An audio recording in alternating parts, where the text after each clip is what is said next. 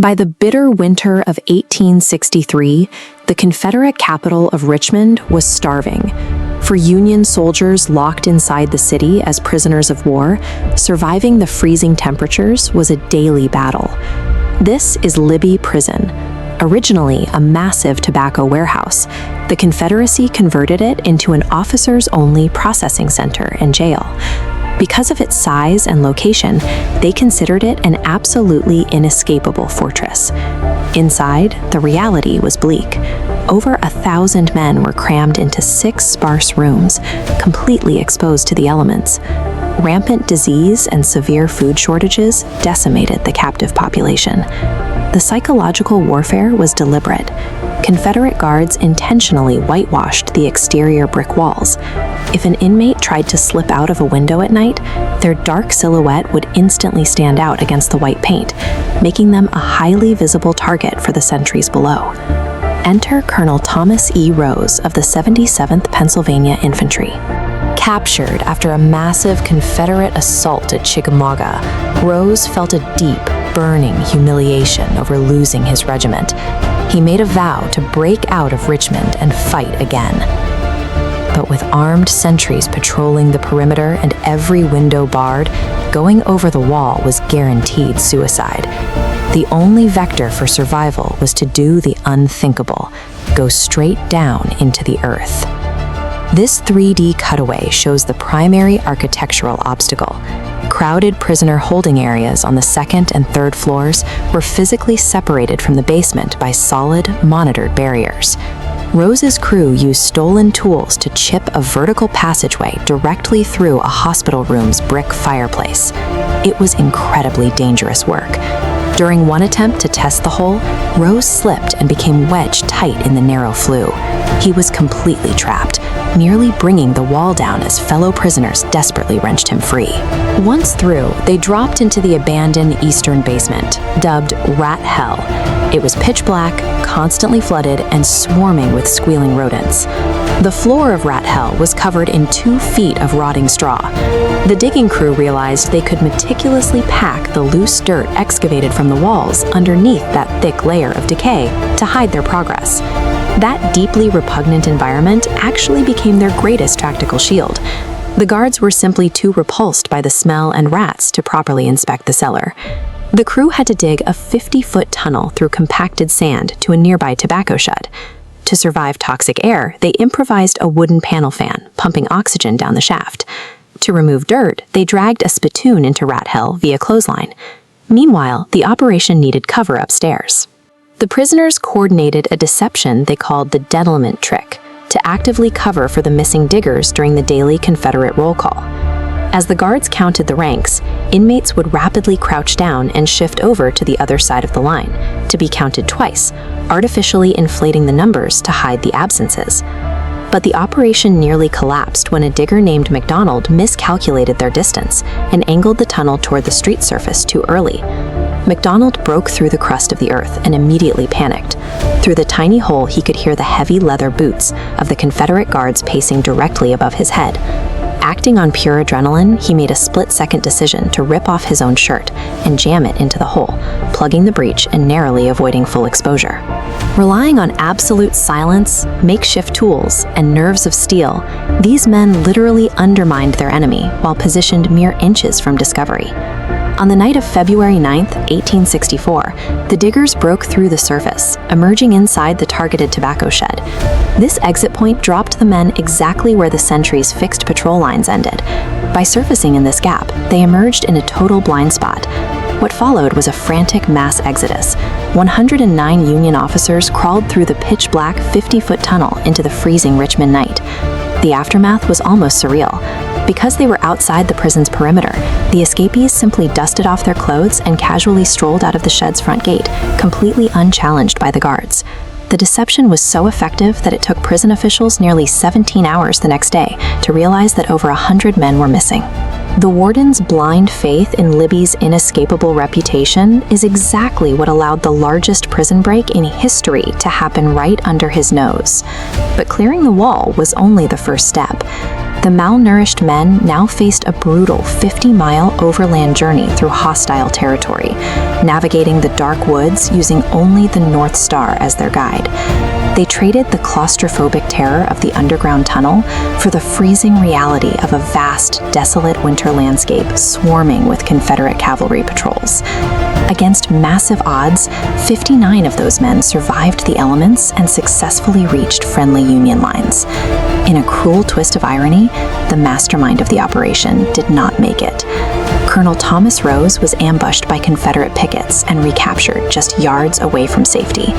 Dragged back to Richmond, Rose was beaten by the guards with their musket butts and thrown into the deepest, darkest dungeon of the very prison he had just conquered. Colonel Rose lost his personal freedom that night, but the existence of his 50-foot tunnel proved that even the Gibraltar of the South had a floor that could be breached with nothing more than stolen tools and persistence.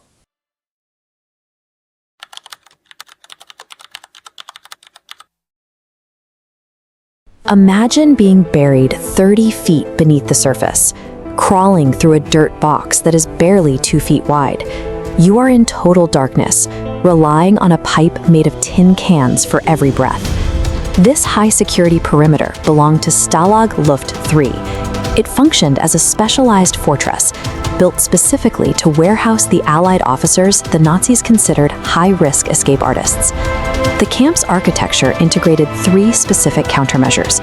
Engineers raised the huts off the ground to expose tunneling, buried microphones to detect subterranean movement, and laid the compound over a sublayer of bright yellow sand.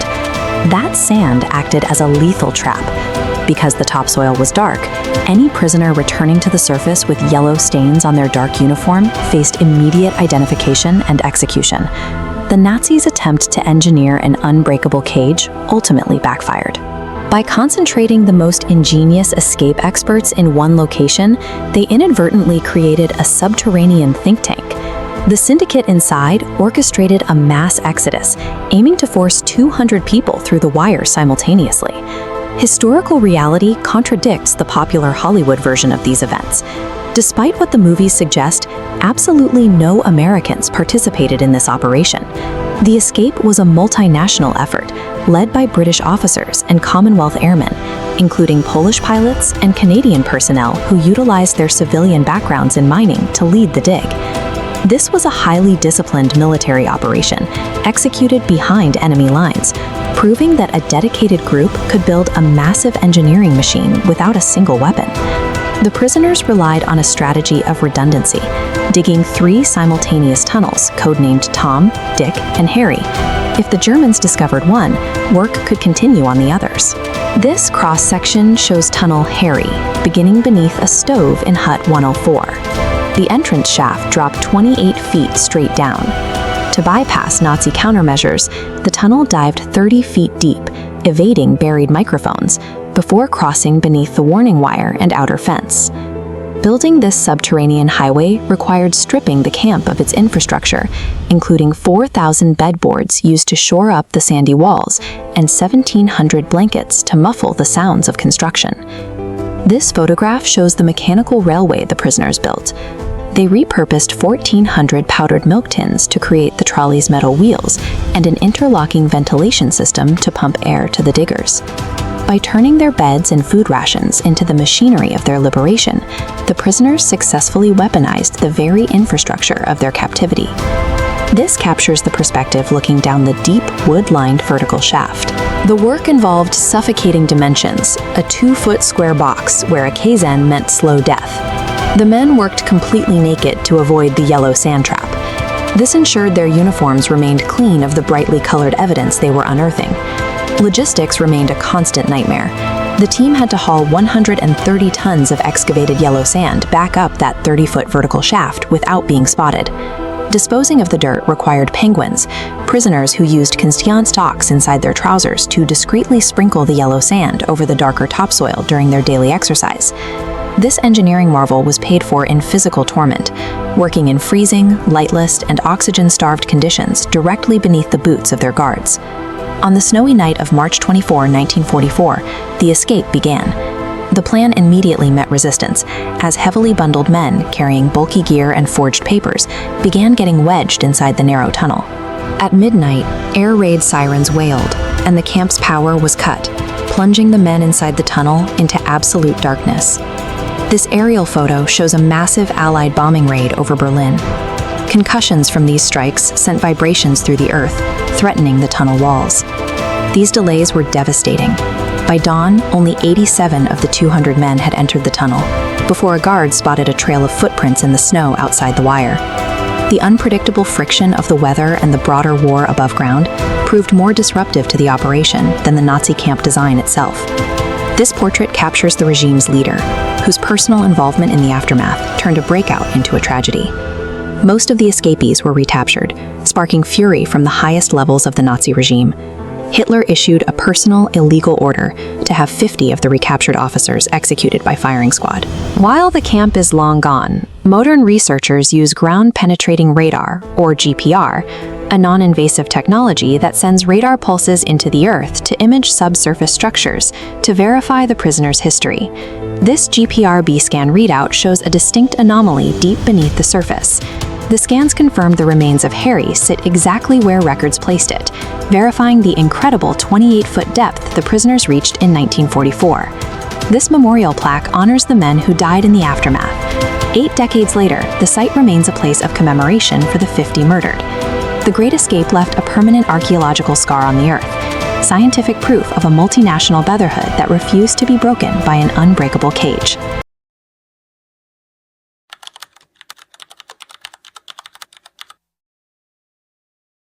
The federal penitentiary on Alcatraz Island was built to be inescapable.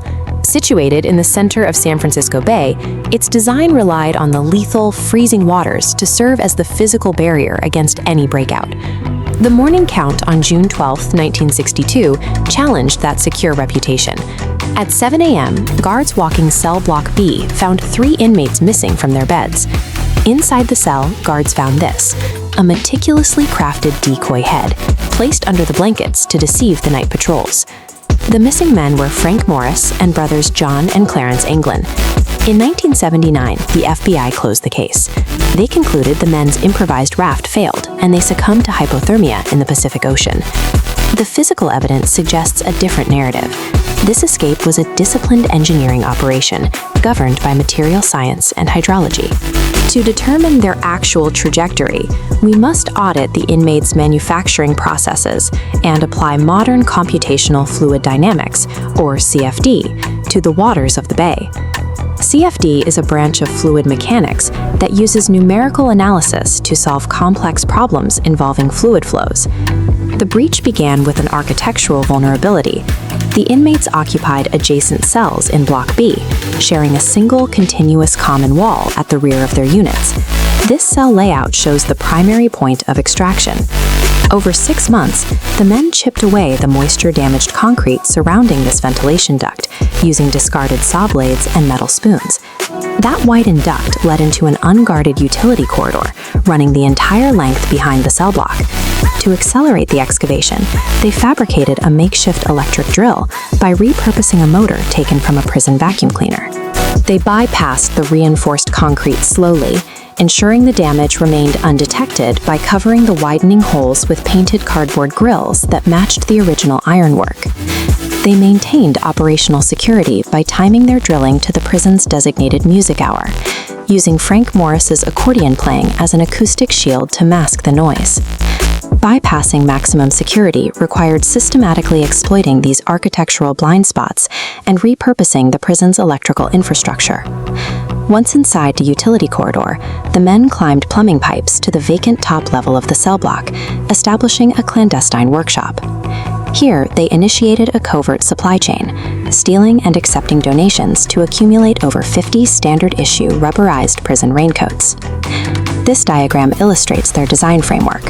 Using instructions from a March 1962 issue of Popular Mechanics, they mapped out the geometry for a 6 by 14-foot raft and individual life preservers. To ensure the vessel was seaworthy, they stitched the seams by hand and sealed them with liquid plastic. They then vulcanized the rubber by pressing the seams against the prison's hot steam pipes, chemically fusing the materials. For inflation, they engineered a pneumatic solution. They modified a stolen concertina, a handheld musical instrument, to function as a mechanical bellows. They also fabricated rigid paddles out of scrap plywood and screws to navigate the heavy currents. The inmates operated a functional factory directly above the guards, transforming clothing into a viable, airtight marine vessel. Escaping the cell block was only the first phase. They needed a significant time delay to cross the island and launch their raft before the morning bed check. To buy that time, they manufactured these decoys. The heads were sculpted from a hand-mixed paste of soap, toothpaste, concrete dust, and toilet paper, then painted with materials taken from the maintenance shop. As a final operational detail, they gathered real human hair from the barbershop floor and adhered it to the plaster, completing the biometric illusion. On the night of June 11, 1962, the men set the dummies in their beds, climbed the service shaft, and pried open this rooftop ventilator, removing rivets they had previously loosened. Hauling their gear, they slid down a bakery smokestack, scaled the perimeter fences, and reached the northeast shoreline near the power plant, a blind spot in the guard tower network. Recent findings suggest they may have utilized a towing maneuver by attaching a stolen electrical cord to the rudder of a prison ferry that departed shortly after midnight. The raft could be pulled past the strongest initial currents. A fourth conspirator, Alan West, was left behind. The cement he used to conceal his vent had hardened, locking his grill in place and forcing him to remain in his cell as an informant. The mechanical engineering phase succeeded, but breaching the physical walls merely transferred the three men from a concrete prison into a hydrological one. San Francisco Bay acts as a kinetic barrier. The water temperature hovers near 50 degrees, and the tidal currents are chaotic. In 2014, researchers at Delft University applied computational fluid dynamics to model the physical conditions of the bay on the night of the escape. This map shows the results of their simulation. By releasing virtual boats from Alcatraz every 30 minutes throughout the night, the researchers tracked survival probabilities based on the shifting tides. If the men launched before 11 p.m., they hit a fatal trajectory. The force of the outgoing tide would have swept their unpowered raft past the Golden Gate Bridge and into the open Pacific. If they delayed their launch until after midnight, the incoming tide would reverse their course, pushing them into the eastern bay where they would likely be captured. The math isolates a very specific time frame. A launch strictly between 11 p.m. and midnight is the only scenario where the current routes the raft north to the Marin headlands. Surviving the crossing was governed by this 60-minute mathematical window dictated by tidal fluid dynamics. We can test this fluid dynamics model against the physical evidence. Following the escape, the FBI recovered a wooden paddle and a waterproof packet containing the England's letters. Aerial views of Angel Island confirm the recovery site. Authorities found the debris washing up on its southern shoreline. This location aligns with the Delft University CFD model's Marin Headlands landing vector. If the men landed at the Marin Headlands in that 1-hour window and discarded their gear, the tidal flow at that hour would sweep their debris directly toward Angel Island. The location of the Angel Island debris serves as hydrodynamic evidence of a successful landing at the Marin Headlands. This hydrodynamic evidence supports a modern counter-narrative. In 2015, the Anglin family presented this photograph, purportedly taken on a Brazilian farm in 1975, 13 years after the escape. When subjected to artificial intelligence facial recognition algorithms, the men standing by the termite mound were identified as biometric matches for John and Clarence Anglin. Mapping the physical debris to hydrological algorithms, combined with modern biometric forensic analysis, suggests the initial institutional conclusion of drowning may have overlooked the specific 60-minute window of viability. The escape from Alcatraz requires a re-evaluation of its status as an unsolved mystery. These inmates successfully out-engineered the Bureau of Prisons. They bypassed reinforced concrete, established a clandestine supply chain, and navigated the lethal bay waters using material science and meticulous planning. Despite institutional assumptions of their deaths, the U.S. Marshal Service keeps the warrants for Frank Morris and the Anglin brothers active.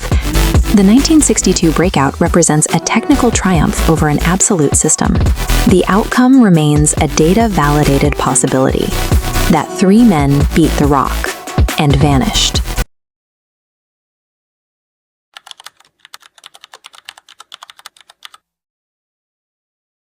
Today, tracking a fugitive relies heavily on advanced digital surveillance. Satellites and thermal imaging scan the globe, searching for physical signatures to locate targets who have gone completely off the grid. But certain targets have successfully evaded capture for decades without leaving a digital trace. In September 1983, 38 inmates orchestrated the largest prison breakout in British history. Despite a massive international manhunt spanning over 40 years, a number of these men vanished completely and have never been recaptured. To understand how they disappeared, we have to look at where they came from. These men were products of the Troubles. The Troubles was a violent, decades-long ethno-nationalist conflict in Northern Ireland, involving state forces and paramilitary groups. Escaping prison served as a calculated psychological victory against the state. The breakout manufactured a cohort of ghosts that the British government has never been able to catch. The facility they escaped from was engineered specifically to hold Europe's highest-risk paramilitaries. The Maze Prison was a brutalist, maximum security compound built 10 miles outside of Belfast. The architectural layout of the maze was uniquely rigid, centering around 8 identical compounds called H-blocks. H-blocks were highly fortified cell buildings named for their distinct H-shaped structural design. The men held inside H-Block 7 were members of the Provisional IRA. The IRA was an Irish Republican paramilitary organization seeking to end British rule in Northern Ireland. These inmates viewed themselves as political prisoners of war, meaning they treated breaking out as an act of military duty rather than a criminal gamble. Because of the maze's layered security and severe physical design, a successful breach was highly improbable. A mass exodus would mean a catastrophic, systemic humiliation for the British government. The inmates spent 4 months preparing for the breach. They initiated a deliberate social campaign to befriend the guards, learning their first names and closely mapping out their daily shift routines.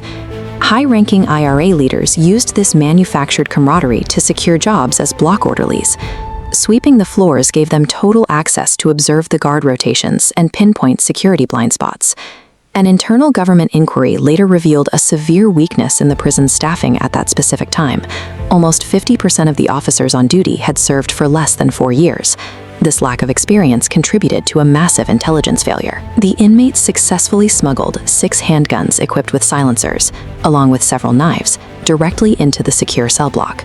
The fortress did not fall to an exterior explosive assault.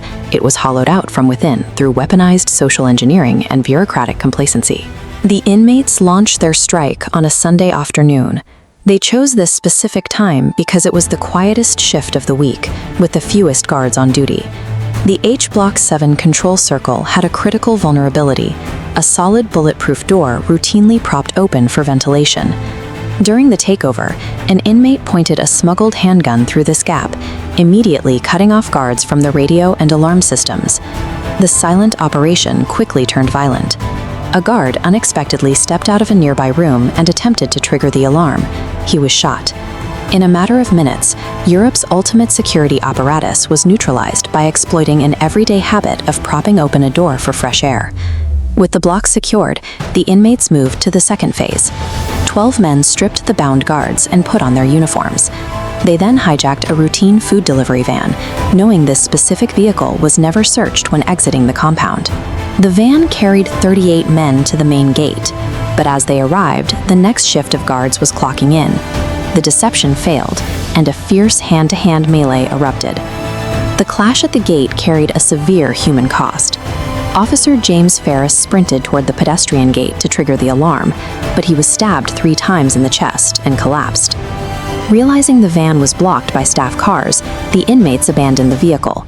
They scrambled toward the exterior perimeter on foot and scaled the fences.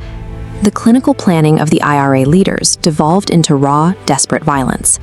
The systemic administrative failures of the prison ultimately forced frontline guards to absorb the physical casualties. The British government commissioned the Hennessy Report to investigate the operational mechanics of the breach. The final report laid the blame heavily on physical weaknesses and procedural negligence. By faulting local prison staff, it successfully shielded high-level government policy from direct scrutiny. A fierce debate over ministerial responsibility followed.